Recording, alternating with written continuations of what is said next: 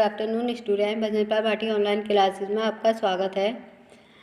हमारा चैप्टर चलेगा आज Reserve Bank of India. 12th chapter है। इससे पहले पढ़ा था हमने केंद्रीय बैंक। केंद्रीय बैंक का मतलब होता है reserve bank he, reserve Bank of India. देश में केवल एक ही केंद्रीय बैंक होता है।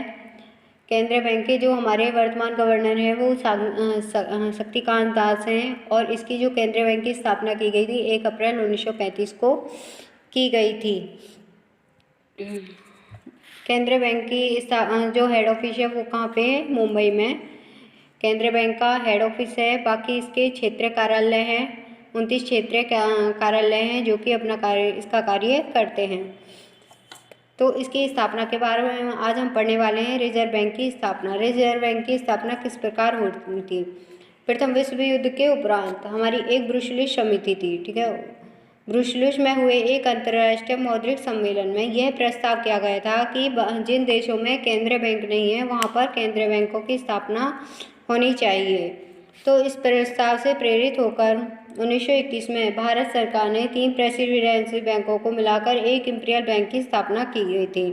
वो 3 प्रेसिडेंसी बैंकों कौन कौन से थे आपके? Bank of Bengal, bank of Mumbai, bank of Madras. ये 3 आपके प्रेसिडेंसी बैंक थे। इन तीनों बैंकों को मिलाकर इंपीरियल बैंक की स्थापना की गई थी।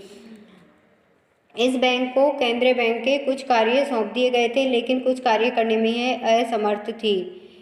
नोट निर्गमन का अधिकार केंद्रीय बैंक को, इंपीरियल बैंक को नहीं था। इसके पश्चात 1925 ईस्वी में हिल्टन यंग कमीशन ने रिजर्व बैंक के नाम से एक स्वतंत्र केंद्रीय बैंक की स्थापना की थी नहीं का सुझाव दिया था, लेकिन इस पर कोई कार्रवाई नहीं की गई थी। उसके बाद सन 1931 में केंद्रीय बैंक जांच समिति ने यह सिफारिश पुनः दोहराई थी कि रिजर्व बैंक की स्थापना की जाए। उसके बाद में 8 दिसंबर 1933 को एक बिल संसद में प्रस्तुत किया गया था।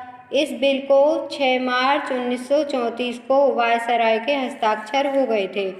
मतलब कि 1933 में बिल प्रस्तुत किया गया, 1934 में वायसराय के हस्ताक्षर हुए गए थे, उस पर मतलब अनुमति मिल गई थी।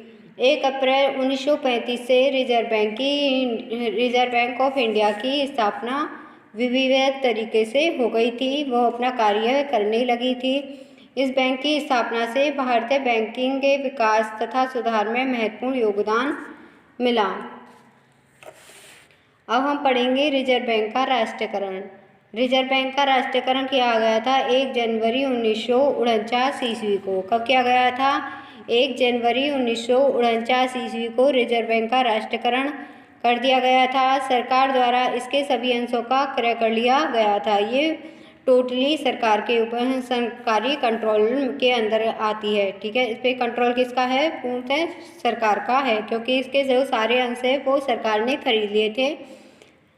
सरकार ने 100 वाले अंश के लिए 118.62 अदा किए थे जिसमें से 100 रुपये के सरकारी बॉन्ड तथा 18.62 नकद दिए गए थे। इस प्रकार अब यह बैंक पूर्णतः सरकारी बैंक है। जो हमारा रिजर्व बैंक है वो पूर्ण रूप से सरकारी बैंक है। रिजर्व बैंक के उद्देश्य, स्थापना के उद्देश्य क्या क्या? रिजर्व बैंक की स्थापना के उद्देश्य रहे थे बैंक के आंतरिक एवं बाह्य मूल्यों में स्थायित्व लाना। जो हमारे बैंक के रुपये थे आंतरिक एवं बाह्य मूल्यों में स्थायित्व लाने के लिए रिजर्व बैंक ऑफ इंडिया की स्थापना की गई थी। देश की साख मुद्रा एवं मुद्रा संबंधी नीतियों में समन्वय स्थापित करने के लिए, जो हमारी साख एवं वार्षिक मुद्रा है उसमें संबंध स्थापित करने के लिए, देश में बैंकिंग व्यवस्था का समुचित विकास करने के लिए, जो देश में बैंकिंग व्यवस्था है उसका प्रॉपर ढंग से समुचित विकास करने के लिए रूरल एरिया में भी और हमारे अर्बन एरिया में भी बैंकों का समुचित विकास किया जाए। 4th आपका व्यापारिक बैंकों के नकद कोषों का संकेंद्रीकरण करने के लिए, जो हमारे व्यापारिक बैंक हैं वो रिजर्व बैंक के पास में अपना नकद कोष रखते हैं, तो उस नकद कोष को रखने के लिए इस बैंक की स्थापना की गई थी।